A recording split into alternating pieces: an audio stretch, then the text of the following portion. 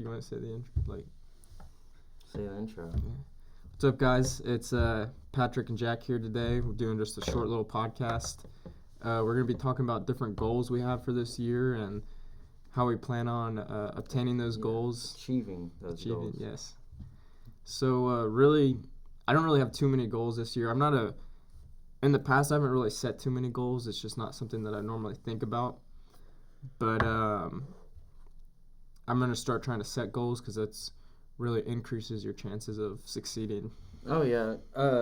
Well, me and Zach, I mean, we're pretty goal-driven, you know, and I get why people don't start goals because they won't finish. Yeah, and then and then they get upset because they look at they'll set goals in January and then they'll do it like a month, like you already know, the gym. The gym spike. Yeah, like the gym spikes, and then the all the people making memes and whatnot about it. And it's true, because there's a lot of people that start goals and then never finish them. And then they get to, like, December, and they're like, damn, I wasted a whole year. You know what I'm saying? Yeah. But, like, what I do is I write down my goals, and I write 5 ways to achieve them. Yeah. So, like, for example, my financial goals, which is to have $10,000 into stocks in total, and like $7,000 in savings. So I'll write that down, and then I'll write weekly, monthly, and then like 3 months. Just different parts in time that's what I need to reach. Yeah. So that's how I do that, and then if need be, I'll work extra hours, or I don't know, go mow a lawn or something. Cut down going out to eat or something. Yeah. So you're really creating milestones. So you might not be at 10,000 now, but next month let's say you're at 1,000. You're like, I feel accomplished because I reached this milestone. Yeah, exactly. Well, you can't be, whenever you're looking at financial goals, you're not going to make $10,000 in a month, generally speaking. Yeah. Like, as a regular person, you're not going to do that.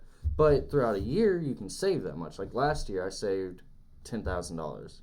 Well, I saved like $5,000, and that was like in my bank account, and then another $5,000 in stocks. Yeah. So that's how I was able to do that. But you gotta always make milestones, because if you don't, you're gonna get depressed and upset about it. So what I like to do, like we had just said, is make milestones. So I'll take 1 point and I'll be like, okay, like this is good. Now I need to go further. Yeah. And I mean, even if you don't get to that limit, at least you see the milestones that you're working towards. Because even if you don't reach your goal by the end of the year, you're a lot better than where you started. You still accomplished something. Yeah. So. Well, that's another thing too, is it's kind of a double-edged sword. I've heard a lot of different opinions on it. It's like, okay, set your goals where you can obtain them, and then there's also set your goals 10 times more than what you want. And because if you set something here, you could do it, but then if you set something here, you can also do it if you're really driven. And it's just how much can you push yourself, but it's also how goal-orientated are you? How long have you been setting goals for? Do you do it every year? Do you accomplish them? If you're new at setting goals, you probably want to set something smaller, more attainable. Yeah, so when I first set goals, I was doing like super high end, like, I don't know, let's just say I'll make, like $4,000 more than, well, that's not really that much when it comes to a year. But, okay, for example, I was working at Shoe Carnival. Well, I don't really want to put that in. I'll probably cut that out. Okay. Yeah, I'll probably edit that part out. Okay, so at my my current job, I started making like $10.27, and then my goal was to become a manager, and now I am. And instead of making $10.27, I'm making like $5 more than that. Yeah. So it's like, you just got to be able to put the time in, because if you don't, you're not going to get anywhere with that. Because, I mean, you have to be able to set small, because if you're not goal-oriented, if you're not a goal person at all, which everybody is, they just don't say it, then you'll fail at everything. Like, you'll fail whenever you have like these high expectations of goals. But if you set goals for every week or every month and they're small, but they go into your bigger goal, then you'll be all right. You'll be working towards it. It's like, all right, I want to work out once a week. All right, maybe for the first month, your goal is literally just to put on gym clothes and just get ready. And then by the time you do that, you're like, all right, I'm ready. I might as well go to the gym. Even if you just go in, do a few reps, and you're like, I don't feel like doing this right now. You're starting the building process of Well, even if you were to go, even if your goal was to work out at a gym, in the first month you just felt like it'd be kind of weird or whatever because you don't want people looking at you and whatnot. Well, then you can do push-ups, you can do sit-ups, you can buy an arm bar, or not an arm bar, a pull-up bar. Yeah. You can do pull-ups at your house. And then, after a month or two of that, then you might be able to gain the confidence of, hey, you can go jogging and stuff too. And then you're like, hey, I'd rather work with better equipment. And then you'll go there. Because you've already spent 1 to 2 months working out. It's time to go to an actual gym to have better equipment. Yeah. So, I mean, that's a good way to do that as well. And that's incremental, you know what I'm saying? Yeah, you're building up. Yeah. Yeah. So there was, I saw like an illustration the other day, and I think it was like a flight of stairs, and it's like, I can't do this. I want to do this. I just did this, and then so on, or something like that. Yeah. It was something like that. But a few of my goals is, back in high school I wrestled, and I used to be in pretty good shape. I was in better shape when I was in high school than I am now, which is pretty embarrassing. Yeah, same. But as of like right now, one of my just a simple goal is just to do 25 to 50 push-ups every morning when I wake up before I get ready for the day. Yeah. And that will just build repetition, and then it strengthens your mental state where you're like, okay, I did this for 3 months in a row now every day. Yeah. If I put my mind to something, I can achieve it. Yeah. Well, and some people think, oh, your goals are too small. No, they're not. They're building blocks. Yep. Like, you have to have building blocks to this. Like, for example, what you were saying. So say you woke up every morning, did 25 push-ups. 1 month, 2 months. The next month, you can be like, hey, I did 25. Let's do 40. Yeah, let's step it up. And then after those 3 months, you're like, well, I can do more. Let's do 60. And then by the end of the year, you're doing 100 push-ups in 10 minutes. And that's just when you wake up. Yeah, and it's like, what does that take? Yeah, 10 minutes out of my day, which is like, okay, I wake up 10 minutes earlier, or I spend 10 minutes less on my phone. Because realistically, most of us, I feel like when we get up, it's like, yeah, you're getting ready for the day for the most part, but you probably still have a little bit of time where you're just kind of goofing off, which is all right. Yeah. But it's like, where do you want to make this sacrifice? Do you want to get up 10 minutes early, or do you want to scroll on your Instagram feed and look at people that don't even care about you or you don't really care about? Yeah. Yeah, well, that's the worst thing plaguing me generally right now is the fact that whenever I wake up, I'll just scroll on my phone for an hour or two. Yeah, that's what I did this morning. Yeah, it really does not help anything. No, it's bad. Yeah. Well, and like you said, most of these people don't care about you. Even the people that you have added as friends, they really don't care. Yeah. What you're posting on social media. They're not going to care to like it. They're not going to care to do anything about it. So it's just better to, instead of, now me, I don't really have a lot of people on my Instagram. I generally follow like meme accounts and whatnot. So I'll go and read through the memes and whatnot. Yeah.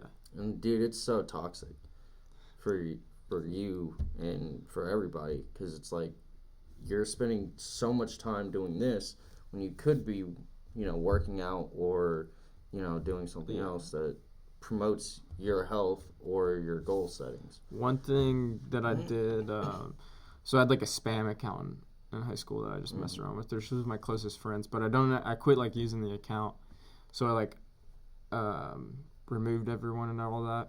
So what I did was I actually went to my main account and I followed all my meme accounts on the spam one. So when I want to go look at memes, I'll log into a different Instagram account And then on my main one, I started to follow different like business oriented pages. A lot of them share the same content. Yeah. But so it's kind of separate, you know. Yeah.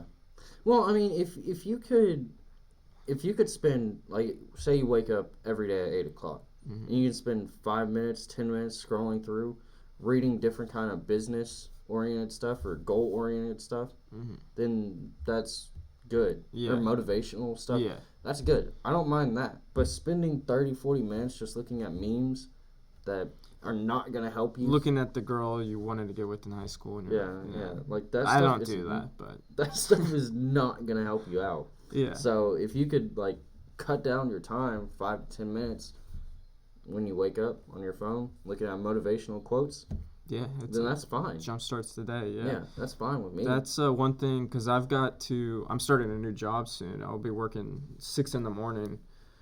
It's about 20-minute drive, which I like to get to work 10 minutes early. So I mean, I'm gonna have to be getting up at 5 o'clock's kind of cutting it a little bit. So I'll probably be getting up at 4:45, which is not going to be fun. No. I'm going to have to, because I like 8 hours of sleep, which if I wanted that, I'd have to go to sleep around 8 o'clock. Yeah. But realistically, I'll probably be going to sleep around 9 to 11. But, so that's going to be a big challenge. But that will just give me, it's going to free up my afternoon, because realistically, because if I'm doing that, I get off at 2, because I have my car detailing business. I detail a car after work. I'm gonna be pretty tired after work, because that'll be a pretty long day. Shift, yeah. But especially if you're not getting adequate sleep. Yeah, so I'm figuring that will hopefully fix my sleep schedule. Yeah. It should. I mean, if it don't, I don't know what would. Yeah, I don't know. And then if I don't stay at the job very long, let's just say I stay there for 3 months, 6 months, that will build a sleep schedule of like, okay, I can get up at 6 o'clock in the morning and be ready to roll. And that gives you 2 to 3 hours before people are starting their day. Maybe. Not really. Most people get up, if you're like an actual, like, working a 9 to 5, you're up and ready. But that gives you time to prepare yourself and have undistracted, because most of my friends are asleep until 8 o'clock-ish. Yeah. So that just gives you so much time to have undistracted interactions or whatever. Attention. Yeah. Like, from working at the restaurant with us, Zach, Trent, dude, I don't wake up, like, I never wake up later than 9 o'clock. Yeah. Maybe some days if I get super drunk and I'm hungover, I'll wake up at 10 or maybe 10:30, but I don't sleep in. Like, I literally wake up at 9 every day. Yeah, I've got a buddy, he works in Louisville, so he's got about a 45-minute to an hour and 20-minute drive. But, yeah, he goes to bed early, and he gets up at 4 a.m. every day. Even when he doesn't have work, he's up by 7 or 8. But he said typically he wakes up at 4 and he just sits in bed because there's nothing else to do. Yeah. Because everyone's asleep. Yeah, well, that's the best. Yeah. Like, if you can wake up every morning and just, instead of talking to people or, like we said, scrolling through Instagram or Twitter or YouTube, you could read the book that you want to read. You could start up something. You could, I don't know, like, learn a new trade or something before work. So, I mean, it's really pivotal to do that, because if you learn at night, like, if you're a night owl. Yeah, a night owl, you're not going to retain most of the information you read. Yeah, I know for me, if I'm after 10 o'clock, 11, most of the stuff I do isn't super productive. No. I mean, sometimes, now if I'm, like, working on something from 9 and I'm, like, stay working on it, and then I can go several hours and it'll be late and I'll still be productive. But realistically, most of the time after 9 o'clock, my productivity is over. Yeah. Your brain wants to shut off at that point. The only reason why your brain stays on is probably because you're looking at your phone. Yeah, you're playing video games. Yeah, you're doing something. But, like, if you could wake up in the morning do a jog or work out, and then take a shower. That's maybe 40 minutes, maybe an hour. You can read, you could study. Mm-hmm. And that's all before you have to go to work. Yeah. And you could be, like, I'll tell you, the most productive days that I had were when I was waking up at 6 a.m., going and working out for an hour, which I didn't go to a gym. I just would do push-ups, pull-ups, sit-ups. I ran a mile or two every day. And that was all before 9 o'clock. And I would have an hour before 9. Just to do whatever. To do whatever I wanted. I bet that felt amazing because you're like, all right, this man's rolling out of bed. His first thing he does in the morning is unlock the door for work or whatever. Mm-hmm. It's like, all right, I've already accomplished 25% of your day. Yeah. Like I would go on a run first. I would wake up, go on a run, do like 100 sit-ups and pull-ups and 100 sit-ups, pull-ups, and then push-ups. I would do that. And then if I wanted to read, I would read. Or if I wanted to, watch like a show or something, depending on the day. I mean, I could already do that. Yeah. And it was before 8 o'clock. Yeah. And that's another thing is, like, sometimes I'll just be mindlessly watching stuff because it's like, oh, I have nothing else to do. But there's always something you can do. Mm-hmm. Honestly, I feel better watching YouTube than I do watching a show on Netflix or Prime. Because in YouTube, I get most of the stuff I watch is like somewhat. It's probably useless knowledge, but it's still knowledge. Yeah, like I watch a lot of history videos on YouTube, so I don't generally think that that's negative just because I'm learning something. Yeah. Now, granted, would it be better if I just picked up a book and studied it? Yes. Yeah. But just watching something about it, like, I mean, it's the same when people watch documentaries.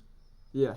So, I mean, it's still informative. It's not like you're losing your time watching video games, which sometimes I do. Yeah. But generally I don't anymore. I just watch YouTube for documentaries or for history, yeah.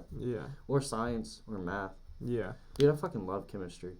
Dude, I'm not a huge science person. I was watching this one video, and it was about, like, this dude.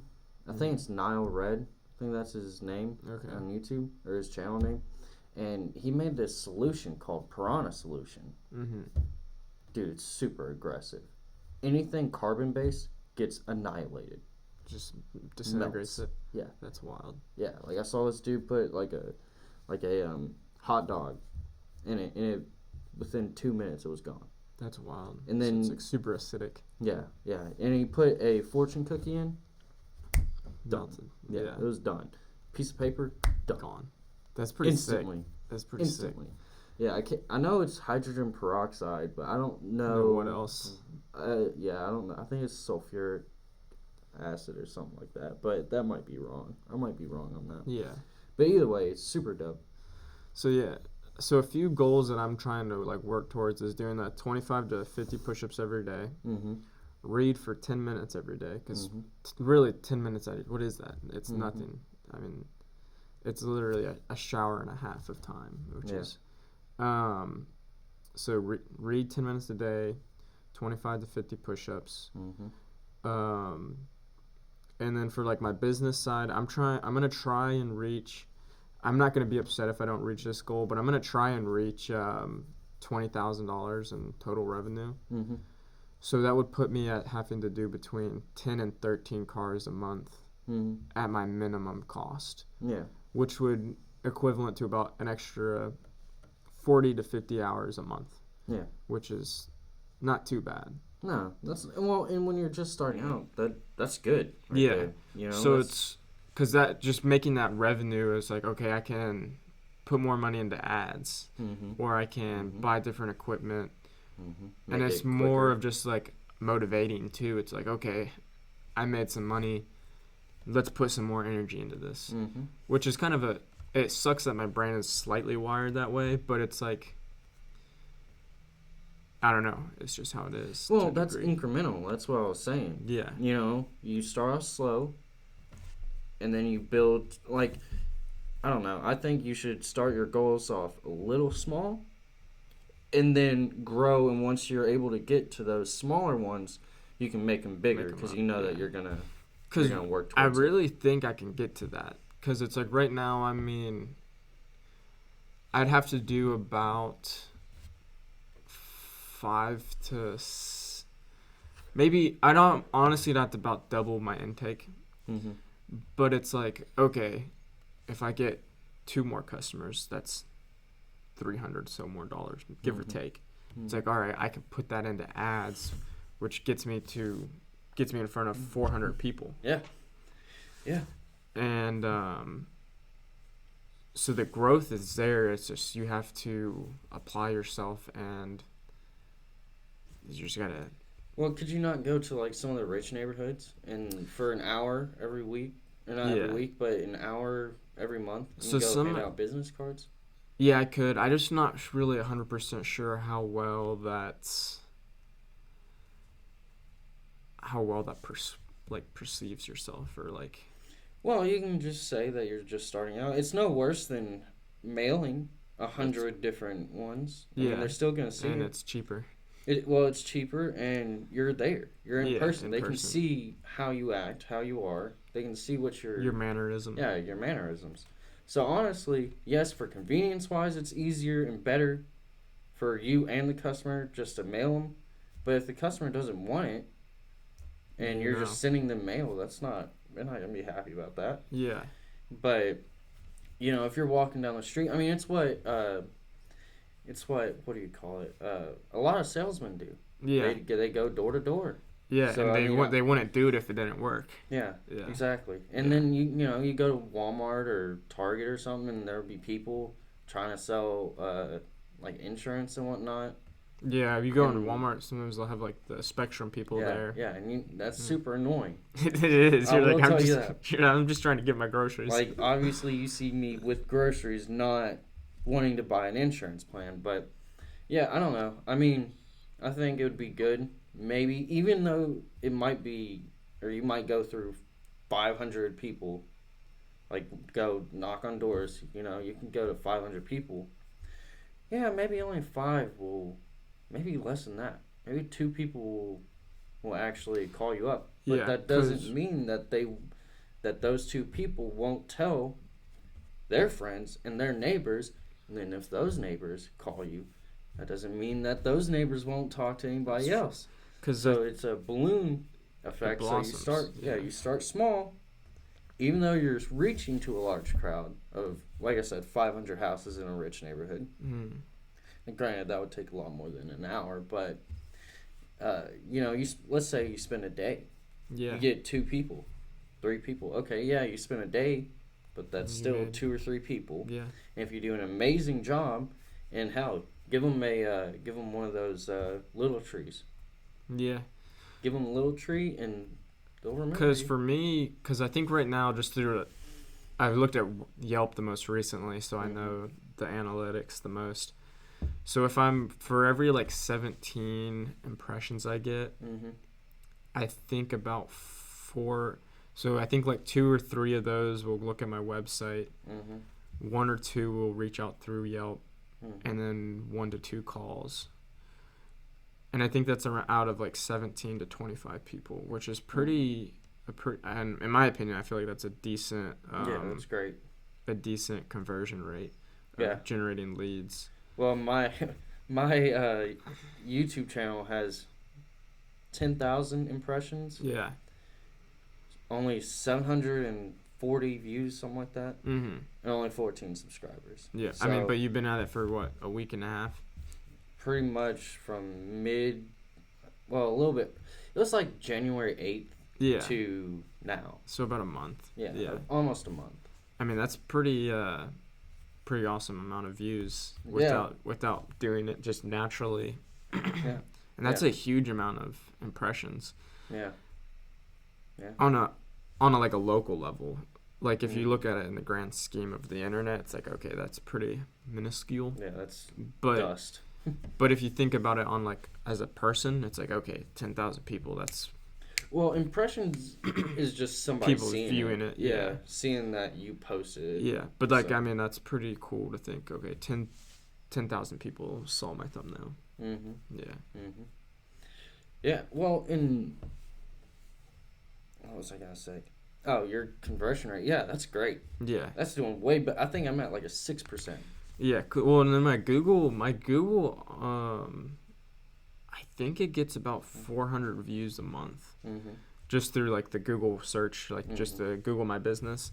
But I need to figure out a way, kind of how to optimize that and get more interactions through that. Yeah. Because I think a lot of that though is realistically, because you look up a restaurant and you'll scroll through, and you maybe read this one, and then there's the 3 in the middle that you didn't even read. Yeah. It probably counts as a view, I would imagine. Yeah. Well, it counts as an impression. An impression, yeah. Yeah. Yeah. As long as they're able to see on their screen. The page. Yeah. Yeah, that's an impression.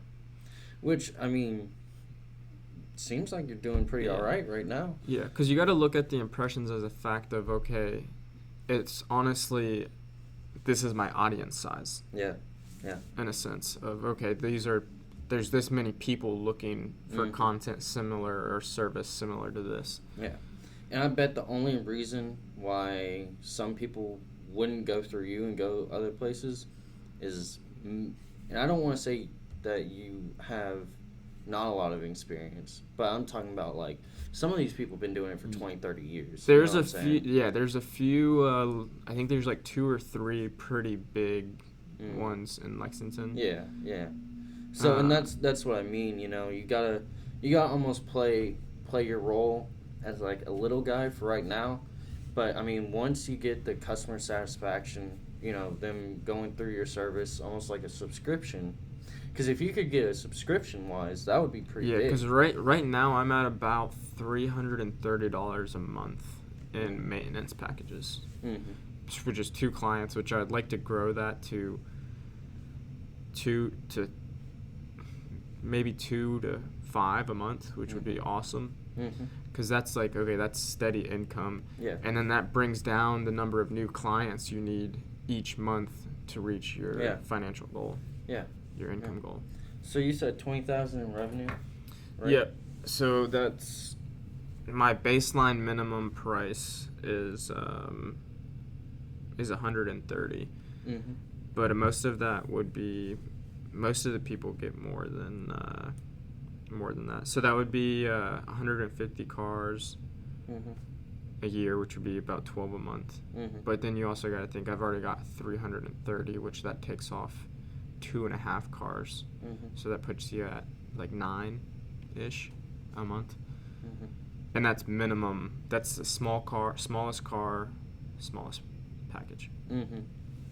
Well, and hopefully once you do it for a while, and if you could get to, you're pretty close with some of your customers that have that like package deal, you can almost give them like, be like, you're 2 or 3 like cards or like business cards, and ask them.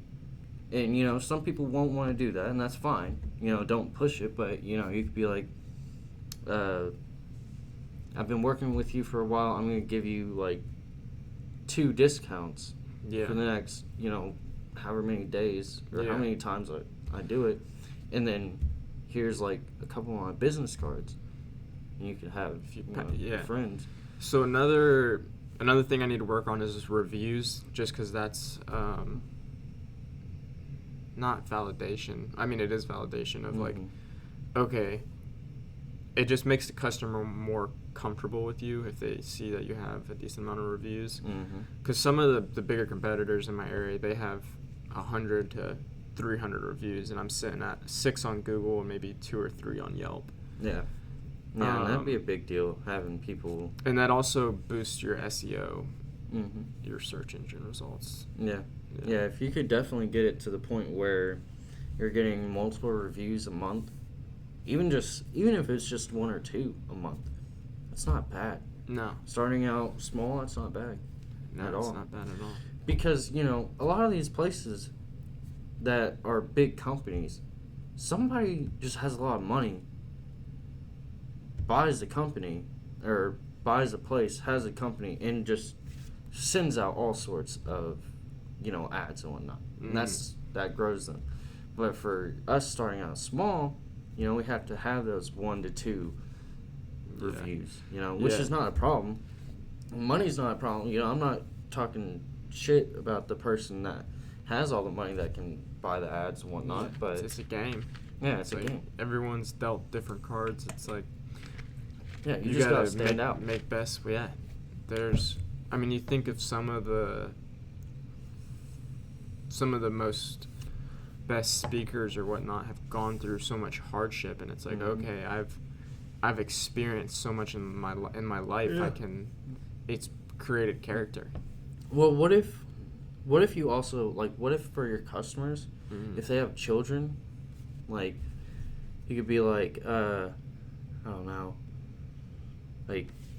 if your kid goes through me, I'll give you a discount because it's 2 cars rather than 1. Yeah, there was one time I did 4 cars for a family in one day. It was wild. I'm like, you got a lot of money.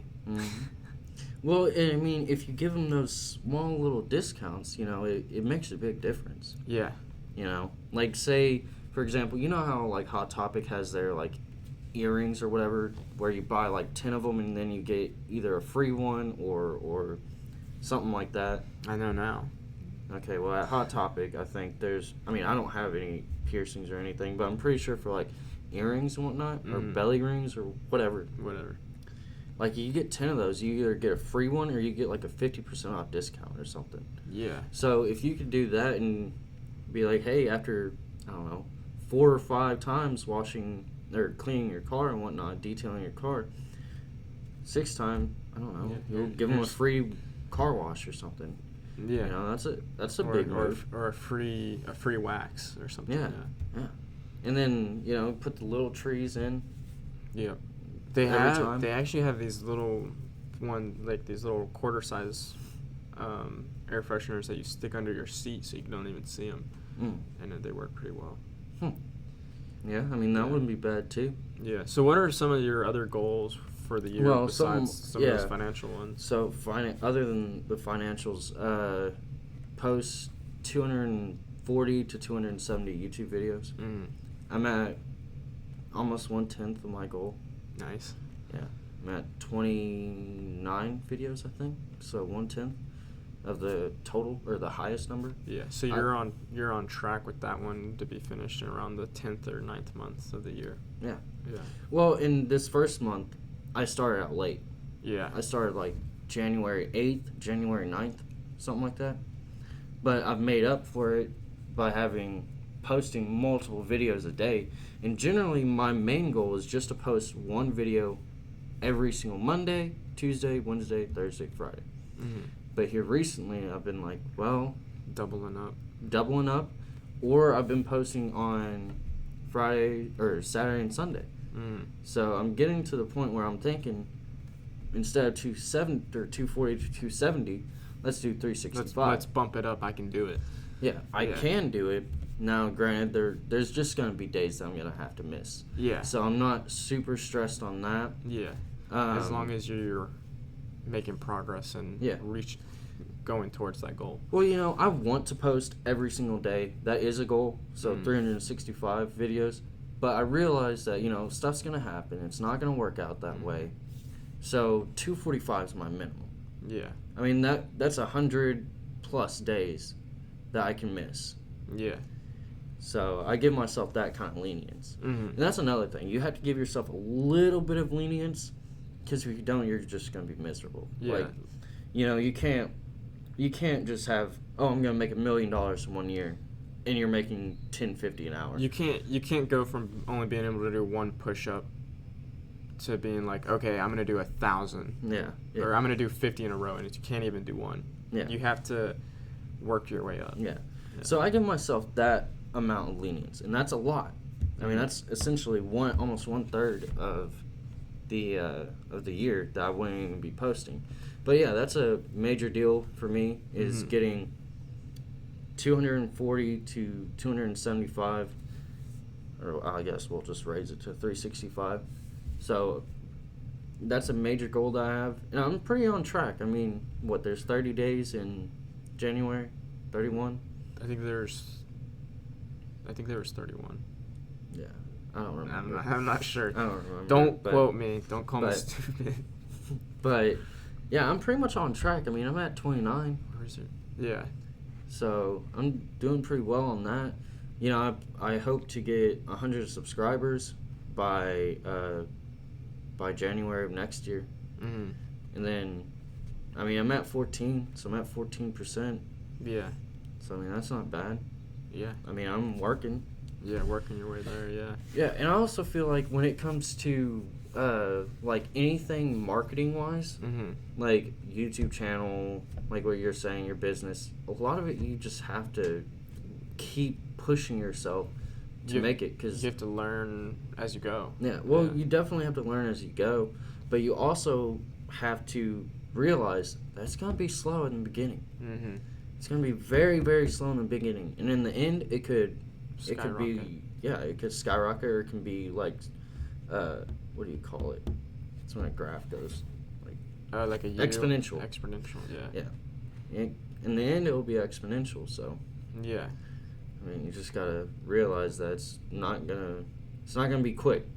Yeah, no, it's not gonna be quick. Well, and it's just being consistent, because you got to think too. Is like the goal of every sort of social media is to keep its users to spend time on the app, and it's so you have to like work within their system of how can they benefit me by me benefiting them. Yeah, so that's one, and then this podcast is another. You know, Zach has it that he wants to make 20 podcasts in the year. I'm thinking, why can't we make 52? I think we should be able to do 52. That's what I'm thinking, man. Because I mean, right now we're only meeting at like one day a week, but I'd love to get us where we're meet in the morning one time, or spend a little more time so we can record 2 episodes. Because we need to allow ourselves time to edit, to make the clips. Because you record this today, it's like, okay, I can get it up today, or do I want to perfect it, or not necessarily perfect it, but do I want to mold it into something that I'm kind of envisioning and wait 3 days to get it up. Yeah. So that's a goal. Another goal is reading a book every month. Definitely failed that in January. Yeah. It's just the book that I'm reading right now is so difficult to read. I've been trying to read it for the past like 6 months, dude, and I'm only on like page 40, 50. It's what is it? It's Crime and Punishment. Crime and Punishment. Okay. Yeah, and it talks about. Sorry if this spoils it. It talks about a Russian it talks about a poor Russian man during, like before the Communist Revolution, I think. Okay. And it's talking about him and his landlord. And his landlord's a woman, and he sells like everything he has to her, or gets to try to sell everything that he has to her. And it goes through a lot of like psychological problems that he has. Like, you can tell by the first, like, few chapters that he's going to do something... Wild. Yeah, wild. Like, he's going to murder somebody. Something out of character. Yeah, and maybe in character. Well, it's definitely in character. It's not, because You kind of backed him in a corner. Yeah, well, he alludes to it a lot in the story. You know, he'll be like, I can't believe I had that dream. That's so distasteful. It's ugly, and all this other stuff. And then... it gets to a point where he's like, well, is it really that bad? Yeah. And so eventually he kills his landlord. And then it's dealing with all the problems that come with it. And I don't know when he kills his landlord or whatever, and he doesn't get caught from what I've read. Yeah. Or from what I've been told. So far, yeah. Well, even from what I've been told, he doesn't get caught. Okay. It's just him dealing with the problems, because I'm guessing it's going to go into some really, really dark and pretty upsetting stuff. It's kind of like the Joker, in a way. Yeah. Where it's like all these bad things happen to him, and then he explodes mentally, and then just goes off and does a crime. Yeah, I've got a few books that I've bought probably last year, but that I haven't read yet. One of them is like Dear to Lead. I said that wrong. I said deer as in the animal. Dare to Lead. I think another one's like Blitz Scaling, and then like The $1 Billion Whale, which that one's about the Wolf of Wall Street actually. Oh. But really, probably realistically, the one I'll read first is probably Blitz Scaling, and it's just how you most of it probably won't really apply to me too much because a lot of it talks more with like tech related things, but it's just how you scale yourself so large that you force yourself to grow. Yeah. Mine are a lot of psychological books. Yeah. Because I like psychology. Mm-hmm. So mine are mainly going to be like Warren Peace, which I read a lot of that when I was younger, but I didn't read all of it. So it's going to be like War and Peace, The Brothers Karamazov, The Gulag Archipelago, the, oh God, of course I forget now, Crime and Punishment, stuff like that. So how many hours do you think, give or take, it takes to read a book? Depends on how easy it is. Yeah. Because there's a book series, which is my favorite book series. Mm-hmm. It's called Gone by Michael Grant. It's about kids who, everybody under 14 in this, on this beach city, they stay, but everybody above 14 get teleported out, and there's a big bubble around, and you can't dig under. What is it called again? Gone. Okay, yeah. That sounds pretty interesting. And then some of the kids get to be like having superpowers and whatnot, and then some kids don't, and there's like a war between the kids who do and the kids who don't. Like a hierarchy. There's war between two schools. Mm-hmm. It's pretty interesting. A book I want to read again is what is it called? I read it in high school. Something Pigs. Are you talking about the where the plane crashes on the island? It's just a bunch of children left. Okay, yeah, I know what is it? I forget what it's called. Yeah, I don't know. Man, I had the name in my head and I totally slipped. Yeah. But I want to read that book again just because I feel like it's interesting. Bay of the Pigs? Something like that, yeah. Or no, Bay of the Pigs was a JFK. It's something like that, though. Of Cuba. Or it was... I forget what it's called, but it's something Pigs, I believe. Yeah. Or even just the book Animal Farm was super interesting. At first, that's what I thought you were talking about. Yeah. You know that's about Lenin and Stalin? Yeah, in the USSR. Yeah. Dude, like a month before that book, we were told to like make this was for English.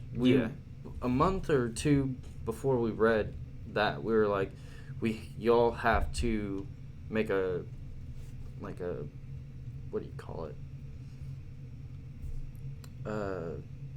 You have to give like a speech or something. It's not really a speech. More or less a presentation of like a dictator throughout the world or throughout history. And we weren't allowed to use like Hitler for obvious reasons because we had to like explain to the class why they were bad. Okay. And I did Stalin.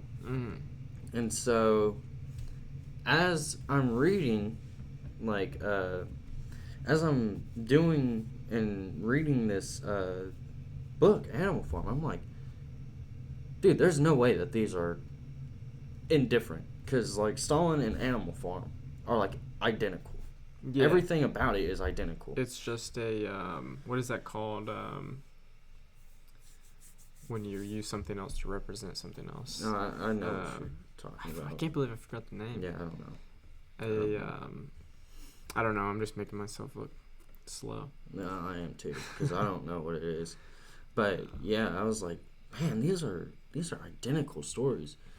And I told the teacher, and she was like, well, I'm glad that you noticed, because yeah, it's about Russia. It's about Stalin and Lenin and all of them. And I was like, cool. Damn. I made the correct assumption saying that Animal Farm is based off that. Yeah. But yeah, no, I like Animal Farm. Yeah. Super good book. I think I read that sophomore year, I think. Yeah, sophomore year sounds about right. Yeah. Yeah, it was good. It was either sophomore or freshman year. I think for me it was freshman year. Yeah. Well, I think we're probably gonna wrap this podcast up. Yeah. We're gonna put some polls in the Spotify. Where it's like gonna ask a few questions. Feel free to like answer those. Probably more questions related to different types of goals and how you achieve your goals. Yep. We'd love to hear from you guys. We'll also have our links to our socials in the description. Definitely check those out. Give us a follow. And we'll see you guys in the next podcast. Check it out. Check it out.